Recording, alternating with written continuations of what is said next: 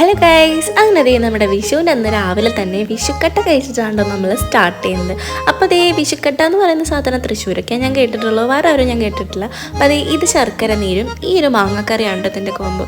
കാലത്ത് തന്നെ നമ്മുടെ ബ്രേക്ക്ഫാസ്റ്റ് ആയിട്ട് നമ്മളിതാ കഴിക്കാം. അങ്ങനെ അതേ ഞങ്ങൾ കഴിക്കാറുണ്ടോ. അത് കഴിച്ച് പിന്നെ കുറച്ച് റെസ്റ്റ് ചെയ്ത് നമ്മൾ നേരെ റെഡി ആയിട്ട് എൻ്റെ അമ്മ വീട്ടിലോട്ടാണോ പോവുക. അങ്ങനെ റെഡിയായി കഴിഞ്ഞ് ഞാൻ അമ്പലത്തിൽ പോകാമെന്ന് വിചാരിച്ചെങ്കിലും എനിക്കതിന് പറ്റിയില്ല. പിന്നെ അങ്ങനെ അതേ ഞങ്ങൾ റെഡിയായി നേരെ വീട്ടിൽ പോയി. പിന്നെ എനിക്ക് ഫുഡ് കഴിക്കേണ്ട ടൈം ആയപ്പോഴേക്കും ആൻറ്റി അടിപൊളിയായിട്ടുള്ള ഒരു സദ്യ ഉണ്ടാക്കി വെച്ചിട്ടുണ്ടായിരുന്നു. അതും കഴിച്ചു, പായസമൊക്കെ ഉണ്ടായിരുന്നു. അങ്ങനെ അതൊക്കെ കഴിച്ച് കഴിഞ്ഞാൽ പിന്നെ നമുക്ക് റെസ്റ്റ് എടുക്കണമല്ലോ ഗൈസ്. അങ്ങനെ റെസ്റ്റിംഗ് പീരീഡ് ആയിരുന്നു കേട്ടോ ഞങ്ങൾക്ക് ഫുള്ളും. പിന്നെ വൈകിട്ടായിരുന്നു അപ്പോൾ ഞങ്ങൾ ബാക്കിയുള്ള പടക്കങ്ങളും കൂടി പൊട്ടി തീർക്കാണല്ലോ. അങ്ങനെ ഞങ്ങളത് തീർക്കാനായിട്ട് കുറേ ടൈം എടുത്തു ഗൈസ്. കുറേ അധികം പടക്കം ഉണ്ടായിരുന്നു. പിന്നെ അതൊക്കെ കത്തിച്ച് വന്നപ്പോഴേക്കും നമ്മളൊരു 12 മണിയൊക്കെ കഴിഞ്ഞായിരുന്നു. കാരണം എല്ലാം പൊട്ടിക്കണമല്ലോ.